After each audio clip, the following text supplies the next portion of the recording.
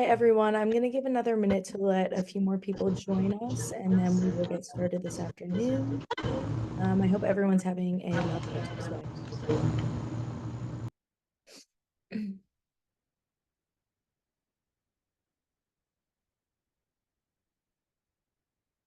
Sorry, and we are just trying to get the Zoom set up, so just give us a moment, bear with us.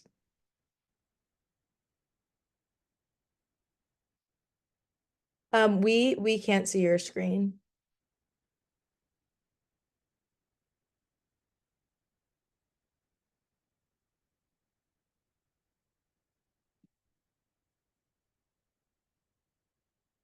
All right, while that is getting sorted, I will get us started. Hello, everyone. Welcome. My name is Carmen, and I am the training coordinator at the Temple Small Business Development Center. The Temple SBDC helps small businesses start and grow. We provide free one-on-one counseling and a variety of low to no cost webinars, and we are proud to be a part of the nationally accredited network of SBDCs with over 1,000 centers across the United States. You have joined us this afternoon for Making Budgets Work. A copy of tonight's PowerPoint and a link to the recording of this session will be sent out to all attendees in a follow-up email. And while all attendees have been muted, we encourage you to post any questions in the chat or Q&A, which I will be monitoring throughout this session. And now I will turn the floor over to our presenters at M&T Bank.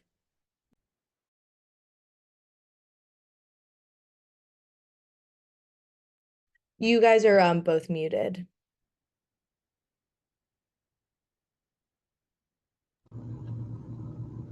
Hi everyone, I can go first. My name is Alman Hawk. I am a management associate in the M&T Bank Rittenhouse Square branch. I've been with the bank for about 2 years.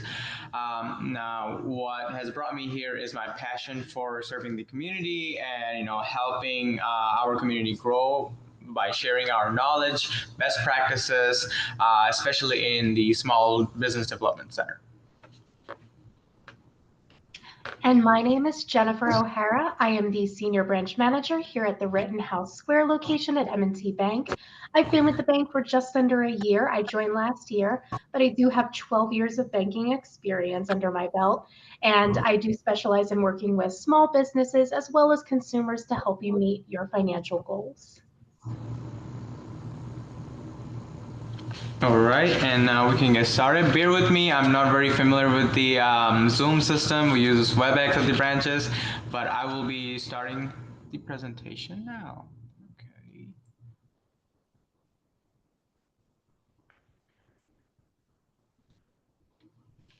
Are you all able to see the presentations? Yes, but it is not in presenter mode. So if you go to slideshow at the top. Okay, I did put the slideshow mode at the top. Start from beginning. Like where it says animations, next to animations. Okay, there we go. And then just play from beginning. All right, now we can all get started. Thank you for bearing with us. All right, so what this workshop is designed for is basically determining how we can create a plan, a budget system for our day-to-day spendings. This workshop is geared towards both personal and business needs. Now, personal comes first because the personal budgeting will create I would say create the practice for your business budgeting. Now we can go with the many of us struggle to have savings, budgeting, and budget doesn't usually come naturally to us. Like everyone and most people find that it's a lot harder than it sounds. Budgeting is a skill, planning and preparation are required on your part to make it work. In this workshop, we'll show you how you can set financial goals, live within your means, and and how to stick to a budget that you will be creating for both on the personal and the business side. Okay, now this is our agenda for today, determining what's stopping us from creating that budget, create a format to track and analyze our spending today. We'll list our goals for our both on personal and business side, discuss the importance of debt reduction, debt maintenance, and emergency savings, and applying, important strategies to manage our day-to-day spending. Okay, can go to the next page. I'm so sorry to interrupt again. You are still not in presenter mode, so we can see your entire PowerPoint screen. If you just click that from current slide on the top left. Current from slide. Yeah, yep. Oh, no, not that. To the left. Yep. Do you guys see it? Um, Is it still in presenter mode or is it on? we can see your entire PowerPoint. So if you go in the bottom right corner of your screen, next to where it says notes, yeah, that fourth icon should be able to put you in. Is that good? Um, Maybe I'll stop and start again. yeah, just sorry everyone, we're having Entire screen. technical difficulties.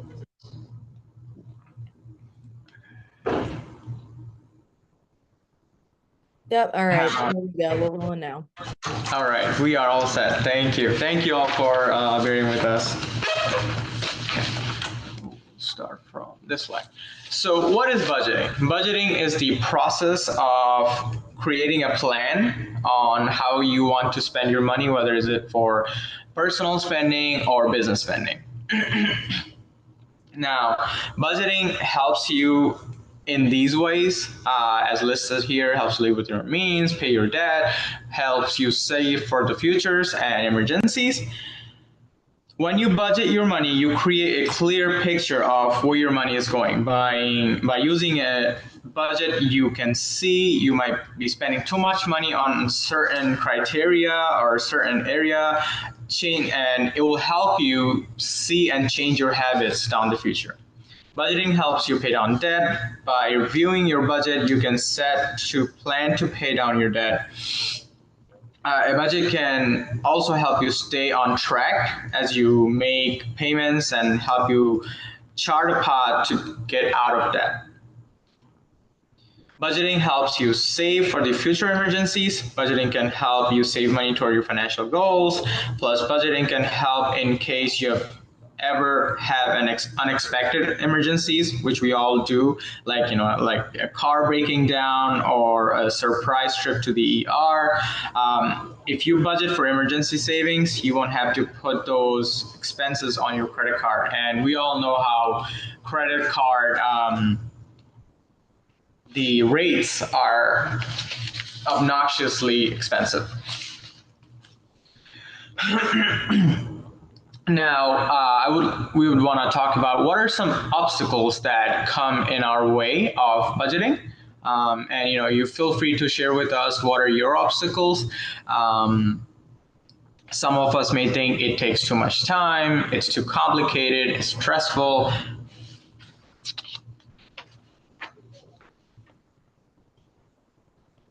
Does anyone have any partake on what are your obstacles that come to budgeting? I'm seeing I can go on. in the chat. It says complicated. Okay, and I totally understand that. We all think it's complicated until we get started and we get it done.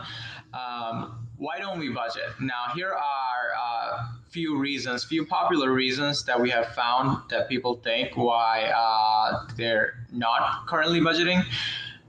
One of the main is, I don't think about the future, or it's too complicated, it takes too much time, my income and spending is not too consistent, I'd rather just keep doing what I'm doing. And no self-control is a hassle, or I can't keep up, so why start? I will be vulnerable. I will say, before I started working at a bank and before I started learning about this, my biggest obstacle was, I don't want to think about the future. And my second biggest was budgeting would cause more stress than it's worth. And some of you might also think the same regarding budgeting, because you might think of it as a task and as another thing that you have to do.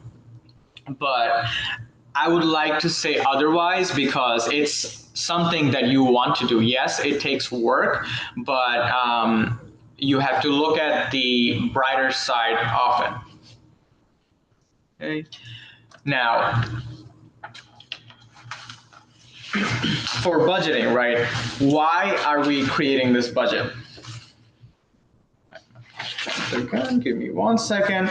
So the reason to create this budget is we can live within our means. And I would like to paint a big picture in front of all of you, thinking, imagine you have an 850 credit score, no substantial debt, significant emergency funds, and you have a lean business operating model. Your business is earning enough money, and you also have business savings for yourself and your family. Now, thinking about that perfect picture financial situation, you want to work backwards. Now, budgeting is the key to get you there, which is one of the major, more important reasons why we create the budget, even though it is it takes work to create the budgeting, but once you understand the art of it, the practice of it, you're able to get to your goal faster. Now, we all have different types of goals, short-term, mid-term, and long-term. Our short-term goal may be, paying a credit card, or setting up for emergency savings, saving for vacation or medical procedure. For business-wise, a short-term goal can be leasing or renting a space for your business. And then we have our midterm goals, right? Buying a car, down payment on a home, or paying off a debt. Or it can be buying a machinery, or expanding your business, or having a bigger team of your employees. And then we have our long-term goals, right? Saving for retirement, paying off a mortgage, or creating college funds for our children, or adding a new venture to your business, or adding a few locations and expanding to your business, buying out a factory or a facility to grow your business. These are different types of goals. Now, we create the budget so that we are always on top of our short-term, mid-term, long-term goals.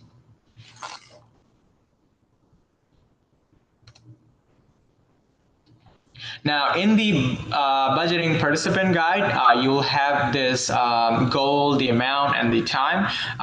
You will get a chance to create a goal for whether it is personal or for your business that you're currently working on. What you're working towards.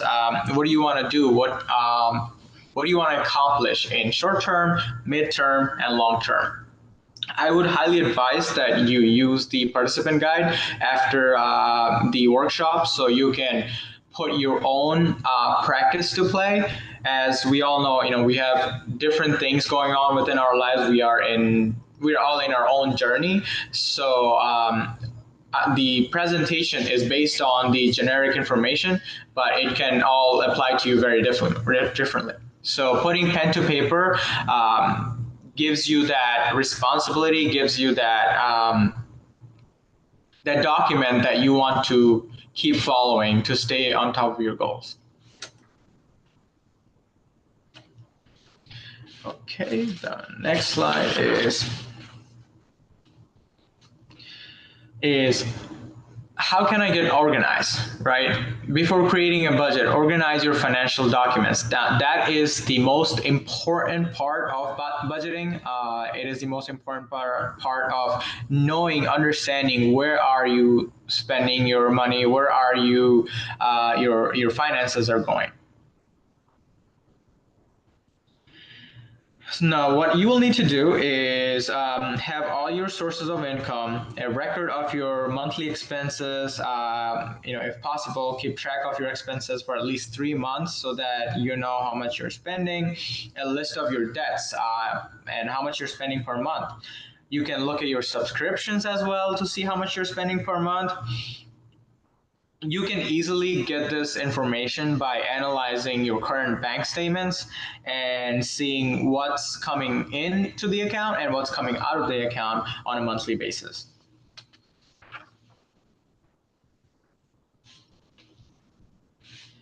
Okay.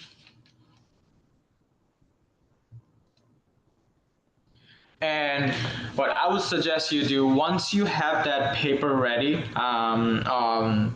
once you have your income statement or your statement for your businesses or statement for your personal accounts ready, you can start listing your incoming funds and your outgoing funds each month on this participant guide sources of income document. Okay.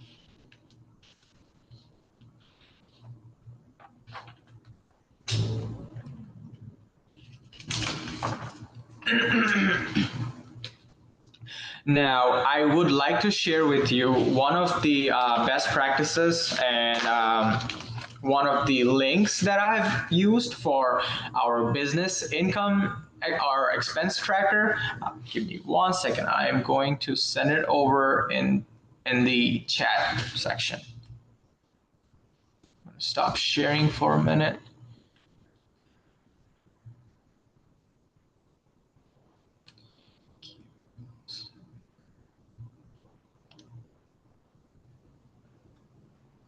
And I did see a question in the chat that I just wanted to answer. It asked if we're going to supply the participant guide after the presentation, and yes, Temple SBDC is going to send that out to everyone here, so you will all have a copy.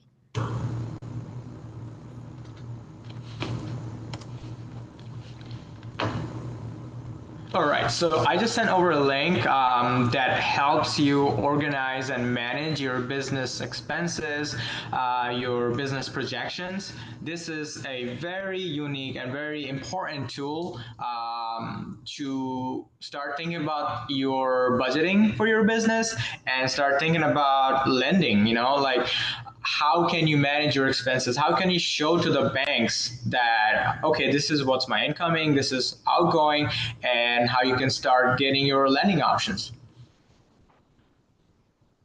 And for the personal side, major banks usually have the expense tracker. I know M&T mobile banking has a Money Smart options where you can manage your funds effectively and learn to budget there as well. So I would be happy to share more insight after the.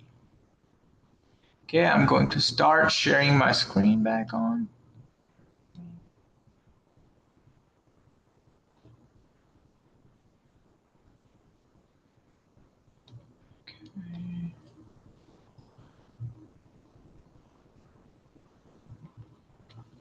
Can you all see my screen? Yes. Thank you. Okay. Now, why do we do this expense tracking, right? Sometimes looking at your expenses and putting it in pen to paper can bring surprises. It always helps us visualize how we're spending money and what we're spending on. Sometimes I'll say, sometimes I'll look at my finance and I'll see, oh, what is this subscription? And that, that I used 3 years ago that I'm still paying for, but I didn't notice it. Or sometimes you might go and think, oh my God, I'm paying for a coffee that is, like $7 a day, which in 30 days, and if you're buying coffee every day, that becomes a lot. That becomes over $200 worth of expense that is carrying in your statement. Now, I always suggest you write these expenses down, write these incoming funds down so that you can see how you're spending versus how you're earning. Because, you can always look at the bank statement, but, it's already printed there. You just gaze over it and then you leave it for later. But if you write it down yourself and do this analysis yourself, you'll be more aware of where your funds are going. Okay. Expense tracker now listing debts. Now here, this is one of the more important parts of the expense tracker where you can list your debts.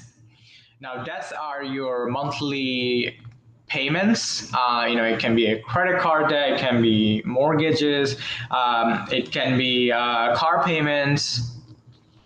So what you want to do is you want to write down all your debts with the APRs next to them. Now, sometimes you will be able to find the APRs from the statement, exact ones. Credit cards have variable APRs, and you can also see that there, and your monthly payment for that debt and the balances. And you can use this to do that same thing for your business as well, or you can also find the link that I've shared in the chat panel to utilize for your business one.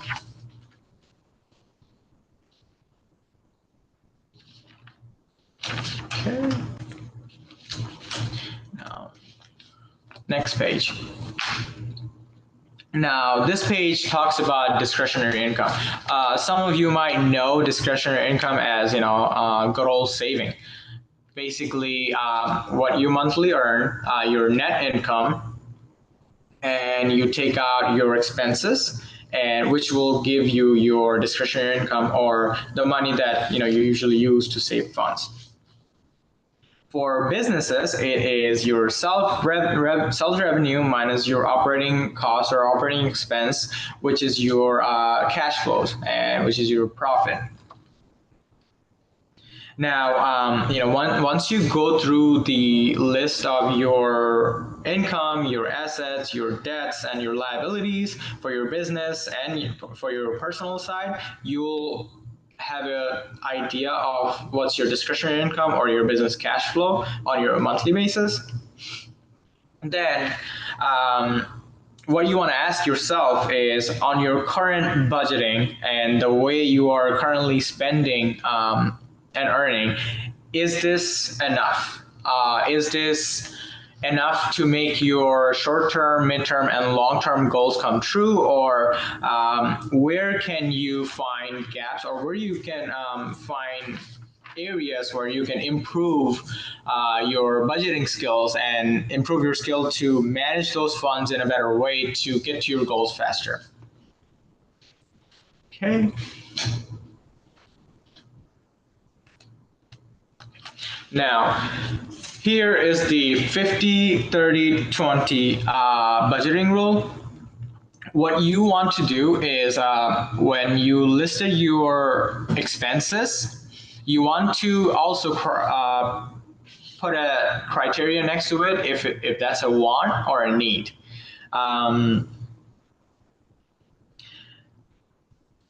The 50-30-20 budgeting rule is a commonly quoted financial rule of thumb. The idea behind the 50-30-20 rule is that you split your expenses into three categories. 50% should go towards things that you need to live, such as your rent, groceries, and utilities. So think of it like the Maslow's hierarchy pyramid, where your needs come first, then your wants, and then your direct savings and your payments.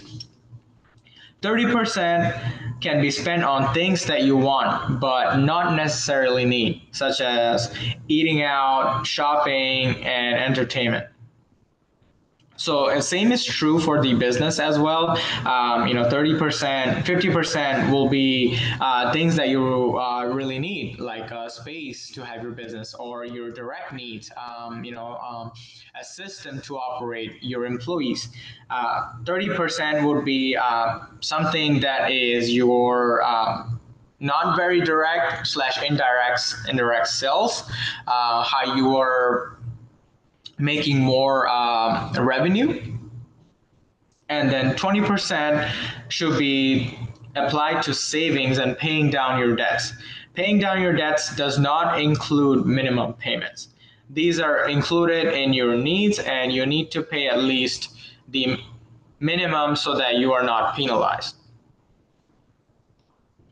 And 20% can be what you're paying now versus do you have any new ventures planned, and you want to make sure you use that 20% towards that.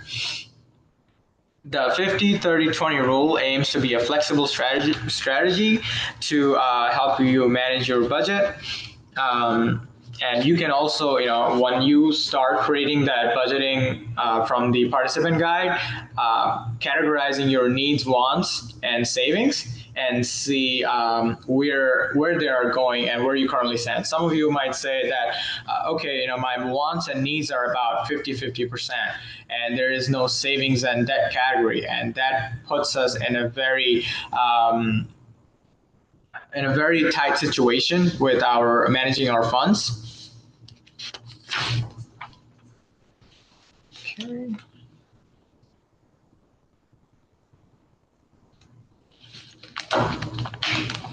Now, this slide will show you how you can calculate the percentage you're spending on your needs versus wants. And it has a simple formula here.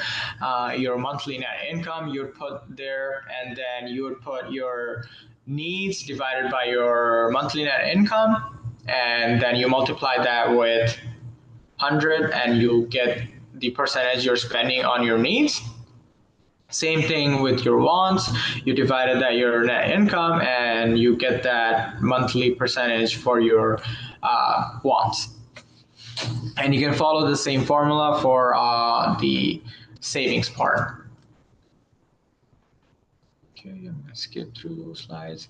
Now, this slide talks about how to manage debt and the best practices for debt reconsolidation. So there are various ways and techniques where we can manage debt. The first method is the avalanche method, which is paying off your debt with the highest interest at first.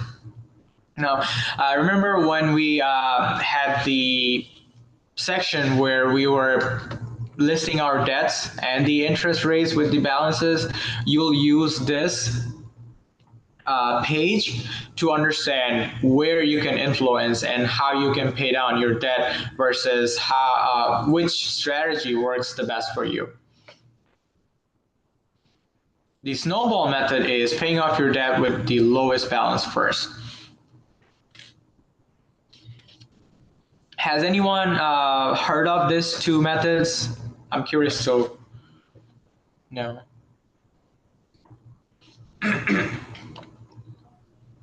Yes, we do have some people who have heard of it before. And they've heard of both of them. Is there a preference that anyone likes either or? Oh, we have someone for the snowball. Okay.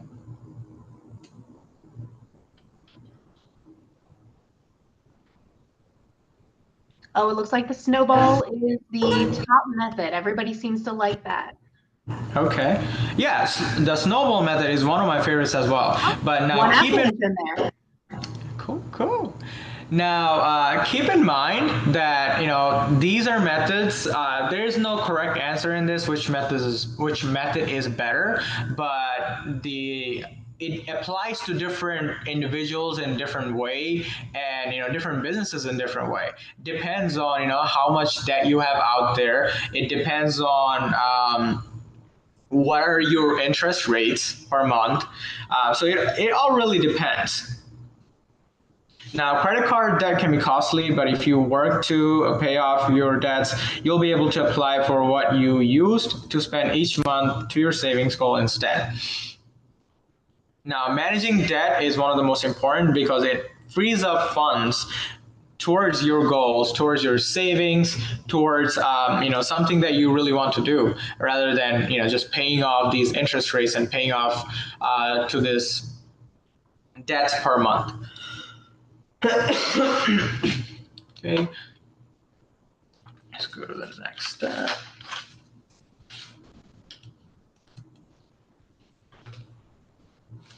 Okay. Now, actually, before we are going to the next step, I want to discuss a little bit more about the snowball versus avalanche method. So what you want to do is list all your debts, list all your credit cards, list all your monthly debt with their rates and balances, and see which method works best for you. Um, with the snowball method, you focus on paying off the debts that carry the lowest balance first. So again, in the example of the slide, you can reassess by looking at your own worksheet and see which one you would pay off first. In the avalanche method, you pay off debts with the highest interest. Now, let's say someone has a high paying credit card and a high interest bearing credit card, but they don't have much balance. Let's say they have equal amount of balance in two of their credit cards and they have a car loan payment. So the first thing you want to do is pay off your credit card. It can be, let's say it's a store credit card and it's getting you 30% or like 25 to 30% interest. So you want to pay off that 25 to 30% interest compared to if you have another card with 10 to 15% interest, because that is going to save you money in the long run. Okay. Now, although, like I said, avalanche method may help you save money in the long run, but on the other hand, the snowball method might be better for you in a psychological sense, because paying off even off a small balance can make you feel good about yourself and motivate you to continue paying down your debt, and eventually, until you become debt free all at once. So it's these small wins that help you get there. So in that instance, I would definitely go with the snowball method. And just to chime in for a second here, I see that somebody has their hand raised. While you guys are all muted, just feel free to throw anything in the chat and address it.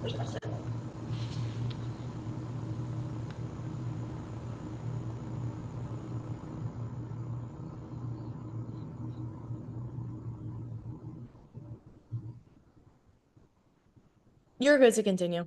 All right, thank you. Yeah, sorry, I'm not able to see the chats. I only see my screen with the presentation. So if someone has a question, please raise hands or feel free to write in the chat, and Jen will be able to assist. Okay, now we want to transition over to protecting yourself. Now, a lot of us don't like to think about the rainy days. We don't like to think about, like what's going to happen if, let's say, we have an emergency. But it's very important that you are prepared for those rainy days, so that you don't have to leverage your high interest credit cards or wait for a loan to help you in the rainy days. Now, financial emergencies can occur anytime, on the personal side or businesses. A report out of Duke University predicted that over half of all U.S. households will experience at least one financial shock, averaging $2,000. Sometimes emergencies can even be more expensive, to think of those. What if, think of these questions not as alarming, not as something that you don't want to think about, but as something that is a reality, that it can happen to anyone. What if you lost your job? What do you do when you have an emergency that you can't cover these funds with the funds that you have in your bank account? How do you cover expenses when you don't have an income? Let's say, COVID was a big one, especially for businesses. A lot of businesses actually went out because of, this emergency that happened, but there wasn't enough emergency funds to help them maintain. Now, a lot of us really depend on using our credit cards to pay for an emergency that could lead downward spiral of your debt. And the more debt you accrue per month, the higher your expenses are per month, and the less you can put towards your savings or your goals. To protect yourself from the spiral of debt, experts recommend maintaining emergency savings that cover at least 3 months of living expense. Now, this probably sounds like a lot. It may even sound that unrealistic for a lot of us. But something I always say this, having a certain emergency fund, maybe not 3 months, maybe 1.5 month worth of emergency funds is going to give us that flexibility.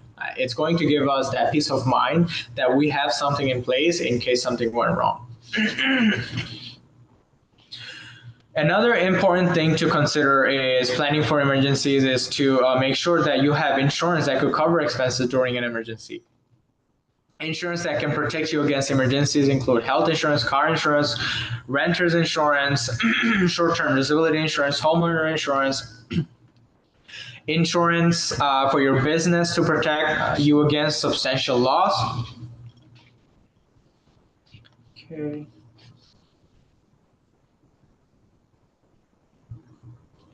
Now, I would like to ask this question to the group. How many of you, you can raise hands, have some sort of emergency funds on the side to help you in rainy days?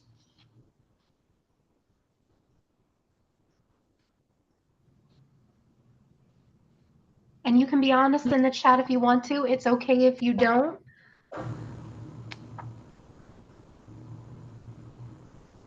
Oh, we have some not right now, some yes, I do.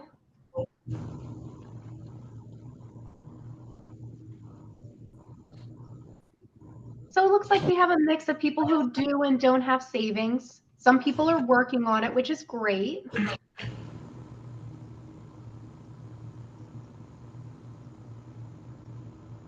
Okay, so for the people that you already do have a saving plan, I applaud you. It's a great way to have that peace of mind.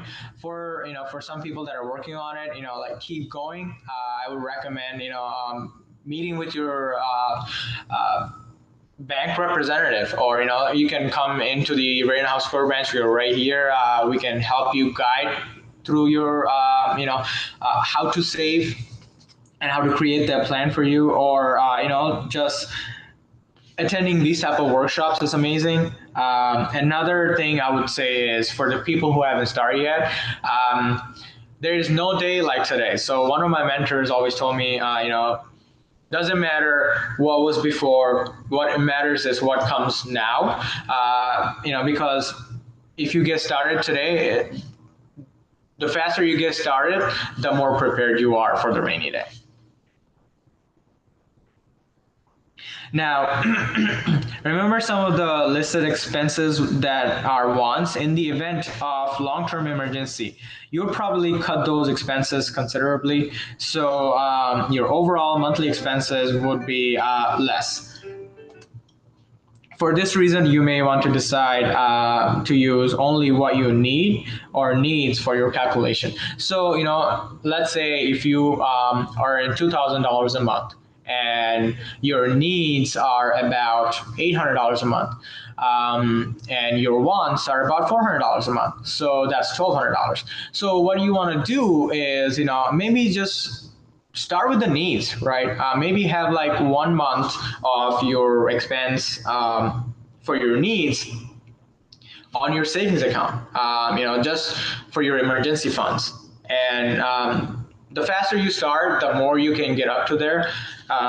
So that's the only thing I would say.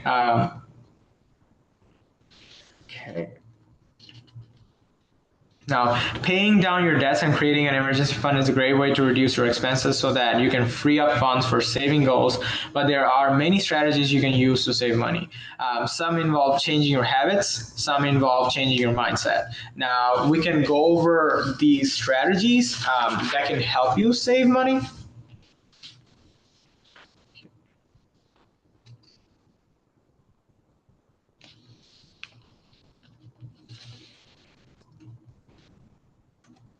Okay, now before we discuss the first strategy, right, let's have a little challenge. I want you all to think about your spending habits. One, freeing up funds.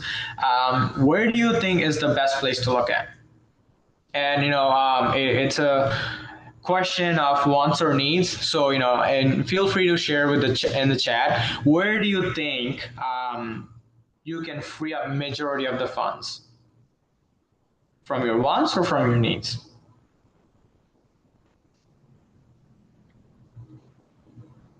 All right, we have people saying wants. Yep, we got a lot more wants. So honestly, before I started with this presentation, and that was my answer too. Like 2 years ago, and I was surprised, and you'll be surprised as well because the best and the biggest expenses may be hiding in the needs category. Now, you want to look at your needs category and seeing, what you're really spending on and how much you're spending. Reducing your wants is an excellent way to free up funds, but the best way is that many people don't even think about. When you really want to focus on freeing up funds, the best places are not always your coffee or bar habits. It's your biggest expenses, the expenses that take up the majority of the volume, especially those in the needs category. Now we're going to do another reflection. This time we can go through your expenses and really think about what you can do to free up some of the funds. Then list your expenses and the amounts you should cut in the table labeled cutting expenses on the page 7 that will come on your participant guide.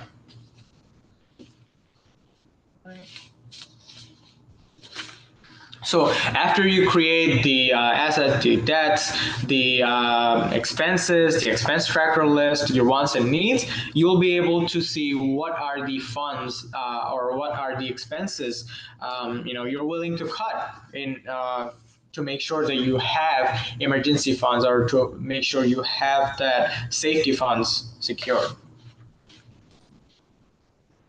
Okay. In this next section, we'll talk about some of the more everyday strategies to free up your funds. The first place to look at in your recurring is your recurring expenses. These are policies you agree to and the contracts you sign and often forget about it. Like I was mentioning earlier, subscriptions, looking at your subscriptions, maybe one of the biggest where you can find things that you don't really use or you don't really need, and you can free up some funds there.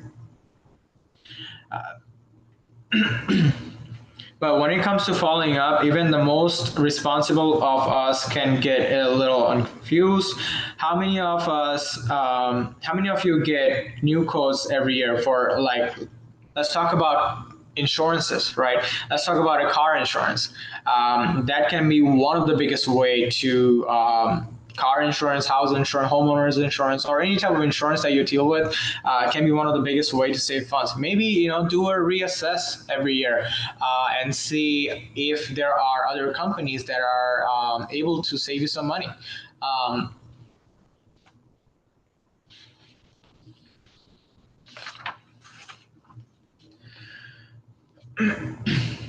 Okay. The second place to look at is your more costly purchases, like cars, homes, television, and how many of us really shop around. I will say, I have this habit of when I look at something, I always want to look at the alternative items. So let's say, if I'm going to shop for a car, I at least look at 5 different dealerships, or even like if you're buying from a private seller, I at least look around in the market to find the best bang for my buck. So basically, our advice is to do the same thing for any bigger purchases that you make. Shop around, and let's say whether you may be buying a fridge or buying a showcase or buying TV, you always want to make sure that you shop around to find the best deals possible because that will give you the more cost savings. Okay. Now, some experts claim that Americans are serial overspenders, often spending more than we can afford, especially for bigger ticket items. We buy too much house or we get the latest version of our cell phone, even though the older version works just fine. It is important to reward ourselves, but it is also important to realize when we're giving in to the present bias, allowing short term rewards to take precedence over important long term goals. We can give you some tips how you can use your shopping to free up funds. First thing is you can look up coupons in Google or like coupons for stores. Use clearance aisle. Sometimes clearance products are just off season or they might have a small packaging defect. If you can find something in the clearance aisle that you would normally purchase anyway and it marked down to 50% or 75% off, use markdown sites. The same goes for discount or clearance websites. Often same products offered on retail sites are offered at discounts in discounted stores. You can find the same shirt in Macy's for let's say $50, but you can go to Marshalls and find the same item for $25 or $30. Buying in bulk. Now, buying in bulk is another strategy for purchasing items in bulk. When you buy in bulk, you pay more upfront, but you save in the long term. On the single cost of that item. Now, for our business clients that have business where you do a lot of purchasing, that is one of the bigger strategies to help you save and in future. Because if you buy in bulk, especially for items that are not perishable, and you have the space to store it, you're able to use that for your future sales. Get it when it's hot. Now, another method is get it when it's hot. The last tip requires a change in your purchasing mindset.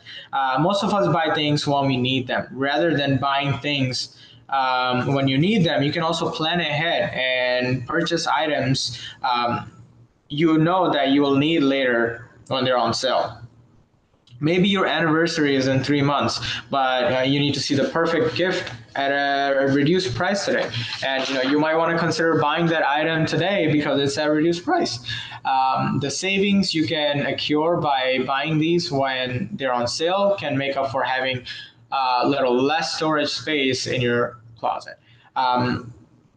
That's another thing. I always follow, like the sales model where there's a Black Friday sale or there's a 4th of July sale. I only go shopping and buy things on those sale days because I know I can get the best deal for the shopping that I do. That's just my personal testimony. How about you, Jen? I agree. I love to get things on sale. And I also, when making large purchases, something that somebody told me a while ago was a 30-day rule. So a lot of times in your personal life or in your business, you are going to need something immediately and you might need to make a big purchase immediately. But if you can afford to wait, sitting on something for 30 days and deciding if it's something that you really do need is a really good tool and a way to see if you actually want it or need it. If after those 30 days you've decided it is something that you actually need, you know that it's worth the money to spend. So that's just a little tip that was given to me that I thought I'd pass along to you. I use it a lot and it works really well for me because a lot of times at the end of those 30 days, I've decided I didn't actually need it. So I ended up saving money in the long run rather than making that quick purchase. Thank you, Jen. Thank you for sharing this. I absolutely love that. I am going to start using that even more often. So thank you. Now, these are the money saving tips that financial experts most commonly recommend, but I bet there are other tips that many of us use that we haven't even discussed. So let's learn from each other. Now, I'll open it up to the group. Do you guys have any tips that you follow on a day-to-day basis that you want to share with the group? You can feel free to throw it out in the chat. Yes, please feel free to put it in the chat. I will be monitoring it and sharing all of your tips and tricks.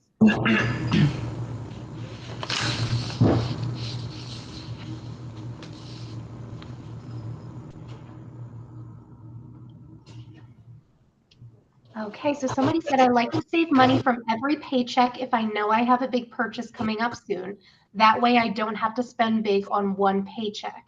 That is a great idea. Saving up little by little is a great way to go. Someone said writing the bills due every month. And someone uses Honey to find coupons while shopping online. That is a great add-on that you can add to your web browser, and it will help you to find all the coupons available while you're shopping. So if you don't use Honey already, I actually do use that as well, and I always make sure I have the best coupons. Great tip. Great tip.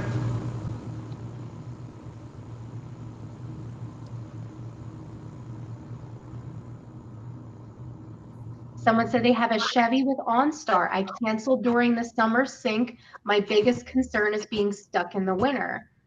That is a great idea. If you don't think you're going to use it all year, if there's a service, either in personal or business, that you really don't need all year, then cancel it when you don't need it and only have it when you do feel like you need it. You have that extra protection and that safety without paying year round. So great tip. Yeah, absolutely. Someone said they have all their bills on their Outlook calendar and it's recurring. Plus, I have my paydays recurring.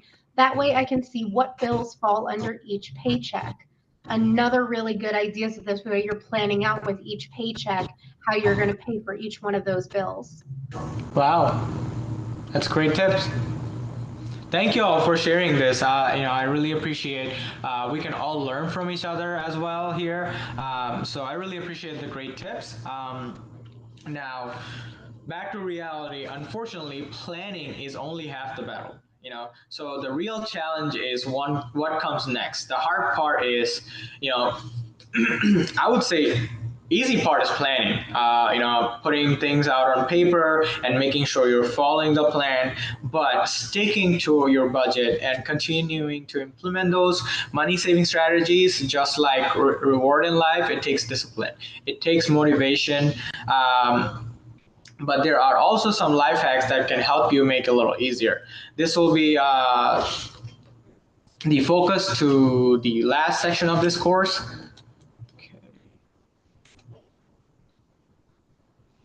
One second. Okay. Now, these are the strategies on how we can implement to stick to our budgets. The first strategy is a combination of mindset and habit. You see, experts in many different fields recognize that people respond much better to rewards than they do to punishments when it comes to changing their behaviors. You may find that budgeting is less of a chore or a punishment if you provide yourself with short term incentives for savings. Tip is instead of putting all your discretionary income toward your medium term or long term saving goals, use a percentage of it to treat yourself to something special each month, each week, or each month, such as a nice dinner, a nice bottle of wine, or video game, or a hobby that you have. So treating yourself is so I look at budgeting as as something that I coordinate or connect to is dieting, right? You let's say for budgeting, right? You have your structure that you want to spend money 50, 30, 20, and you want to make sure you're able to save, but you also want to make sure that you can have some fun in between as well. So giving you that cheat day or like that cheat meal or like that like that expensive bottle of wine or a video game, that can be that can be a driver of for you to keep continuing the budgeting, because you're also having the benefit of enjoying some of these incentives. Strategy two is making it automatic. The second strategy again focuses on our tendency to avoid things that are too difficult. Just like we may spend less if it's more difficult to spend, we'll save less if it's difficult to save. So make it easy by making it automatic. So you can easily do that. Some of us are actually automatically doing it. You can have a portion of your paycheck go into your savings account, a portion of your paycheck go into your checking account automatically. You can have automatic transfer from your checking to savings every month. You can have automatic bill payments that come out every single month. So I would say, making your paycheck go from your checking, from your employer directly to your savings account, at least a portion of it, makes it way easier for you to save. What I usually do is, I have a checking and a savings account. I keep majority of my funds in my savings account, because so that I know that there's a limit of online transfer monthly, and so that it's an extra step for me to transfer the funds back from my savings to the checking and then spend money. So it helps me spend less per month. Tips is sign up to have a portion of your paycheck into designated savings accounts. Have your retirement contributions come directly out of your paycheck or checking account. Once you have paid balances on your credit card, sign up for automatic payments. Pay off entire balance each month. This will prevent you from owing interest, and you'll still earn points and get rewards on your credit card. Now, we have another workshop coming in, which talks about credit reports, credit cards and reports. And it helps you learn about credit reports so that you can take advantage of credit before the credit takes advantage of you. That's just how I put it, because credit can be a tool to get now credit is so important to get anything. It's a tool that you can utilize. Now, strategy three is create buckets. The third strategy I've already alluded in the strategy two. This one involves creating buckets for your savings goal. Research shows that it's more difficult to save for specific goals if you're just using a checking account or even a checking and savings account. Instead, create specific accounts for your savings goal. Now, yes, creating specific accounts is great, but you also don't want to go overboard and create like 5 to 10 different accounts where the accounts might have monthly maintenance fees. So you want to also keep that in mind. But it's always good to create buckets for your long-term, short-term goals and your spendings that are coming up.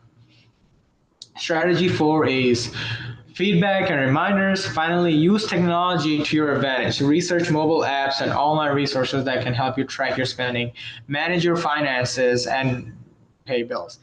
These are even apps that remind you that your bill pay is due, or alert you when funds are in your checking account are low.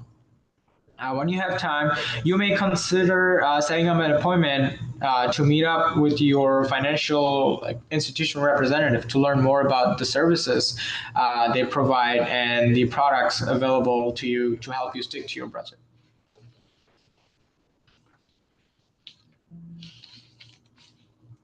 Now we'll go back to the summary. Before we continue to the summary, does anyone have any questions that I just went over?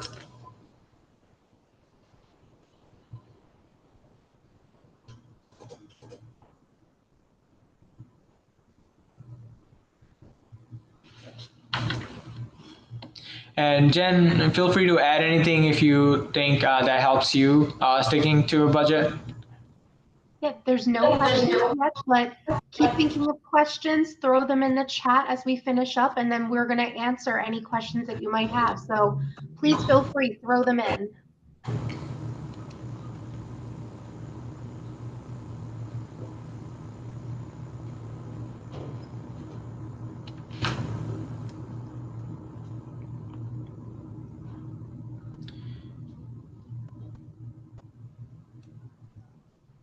think we can probably move on to the wrap up and give everybody a chance to think of some questions. We'll give you a chance to write them out. So this way, as we wrap up, we can answer them for you. All right, everyone. So as we wrap up, today we learn the 50, 30, and 20 rule that can be used to help you create a manageable budget. Increasing the importance of increasing your emergency savings and decreasing debt will help you save more. There are a variety of tips and strategies to help you free up funds and stick to a budget. Use the ones that work best for you. Now, there's so many different strategies that can help you stick to a budget, but everyone is different. Everyone's spending is different. Everyone's businesses are different. Every business is different. So I would say, stick to a strategy. Find your strategy, stick to it that helps you with your goal. Okay. With this, I will open up to the group for any questions.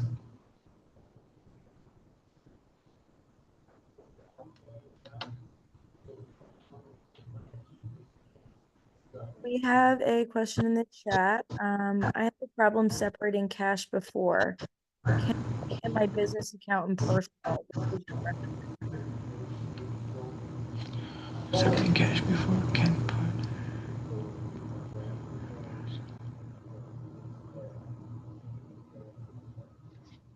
Now, one tip is doing an automatic transfer. So I don't know if this is coming from your paycheck or incoming payments, but setting up an automatic transfer can really help to make sure that that money just goes through to whatever account you really want it to go to automatically. Or if it's coming from, say, your paycheck, then you can normally separate, okay, the cash payments, great. Okay, so, but I do want to touch on a lot of times if you are receiving a regular paycheck, you may be able to automatically transfer with your employer some of that money into different accounts. That could be really helpful with your personal. But for your cash payments, so, okay, so depending how you do it, it's really helpful to split it up the second that you get it.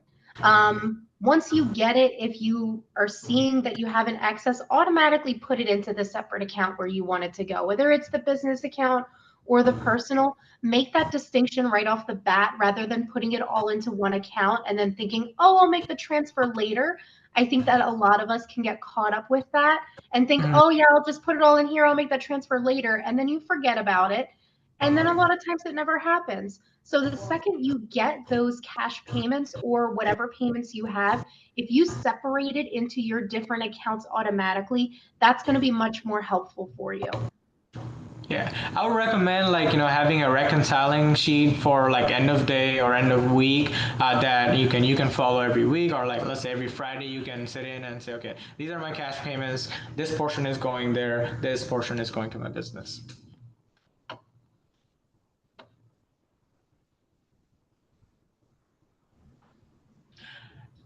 See that Valerie asked the question, if you are starting a business, how do you ask for loans with little or no personal credit? Now, this is one of my most favorite questions. We get that questions all the time at this branch. I will share my insight. Now, for business lending, right, everything start with your personal. That's why we heavily focus this presentation on the personal budgeting practice. Your personal credit is run after, once you start a business and you want to get into the business lending. So the best way to build personal credit is secure credit cards. A secure credit card is something that you put money in your savings account and you leverage that to use it as a credit card. And once you leverage it, once you use it wisely, that will help you increase your score. And it will also help you build that relationship with the bank that you're trying to get lending.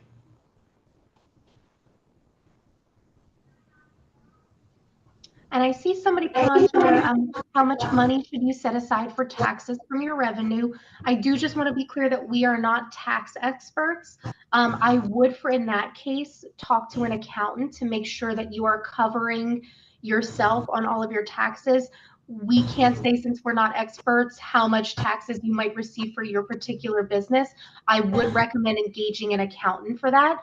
Once they're able to give you an idea of maybe how much you're going to pay, then you can come to us and we'd be happy to help you come up with a plan to budget for it.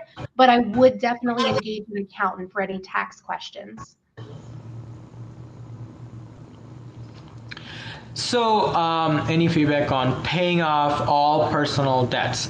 Now, you want to think of it like this, right? You want to utilize credit in the best way possible, which meaning, not using more than 30% every month, paying it off at the end of every month, and paying it off and making sure you're not carrying any balances. And to my knowledge, as long as you're utilizing it and utilizing it properly, that will help you increase your credit score. So in that instance, paying off all personal debts is, you know it shouldn't count against your credit score. Now, let's say if it's like a car payment or like a recurring loan, that helps you build credit as well.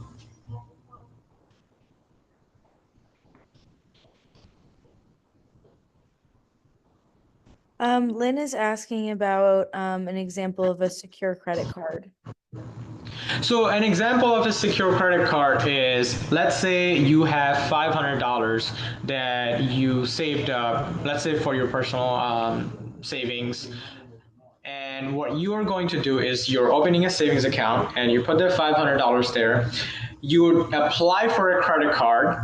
The credit card will be pledged to that $500 in your savings account. Now, once you deposit that $500 in your savings account, you're not able to move that funds anywhere, but we're going to use that $500 and going to give you a $500 credit. And you'll receive credit card just like any other cards, and you'll have that $500 limit. So it's basically very similar to a prepaid card, but this one helps you, grow your credit score.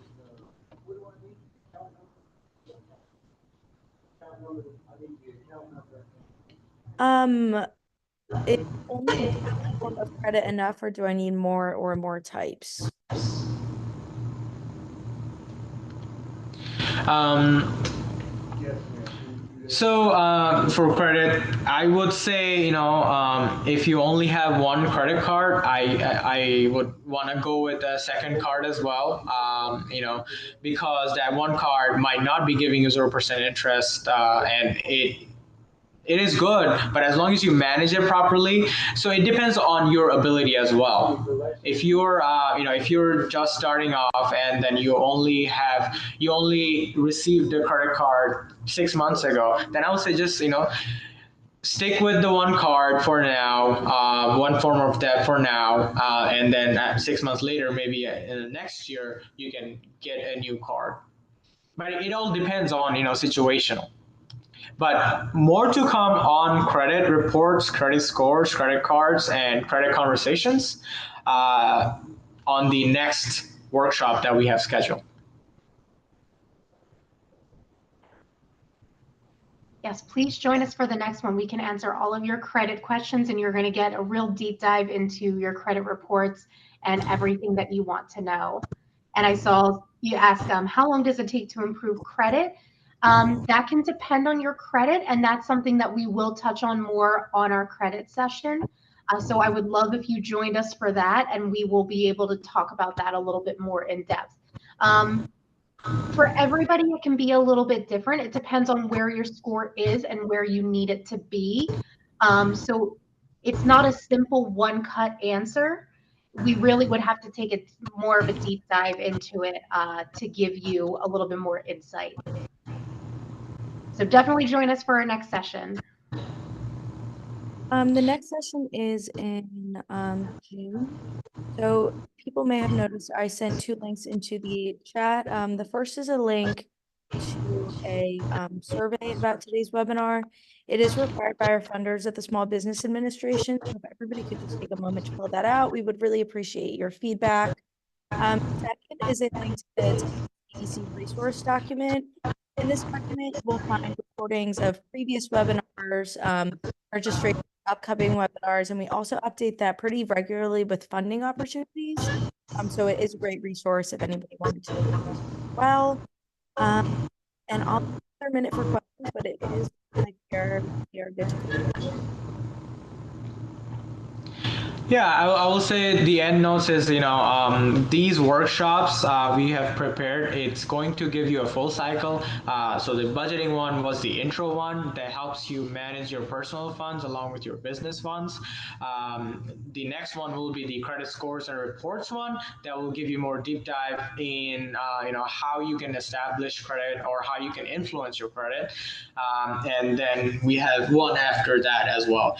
So I would say stay tuned. If you have any questions, please feel free to reach out. And I would say meet with your banker. They have so much knowledge. They can give you more insight on, how to establish or develop your credit by looking at your current stage and see what they can do from there. All right. Well, thank you so much. Thank you everyone for joining us this afternoon. I hope everyone gets outside, enjoys the weather. Have a great day. Thank you all. Have a great day. Thank you.